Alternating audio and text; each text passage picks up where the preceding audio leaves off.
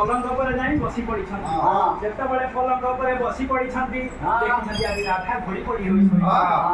आदि कृष्ण ठाकुर मने मने चिंता करू छथि मोर बोधे आसीबा डेरी होई गला आदि घोड़ी पड़ी हेरि आदि सोई तेणु कर जेतबेले हेला कोन ता परे एई समय कृष्ण भगवान कहले कहले किछि न हले आखि जाहले उठियल पड़ी भला ये आसो आसो जबा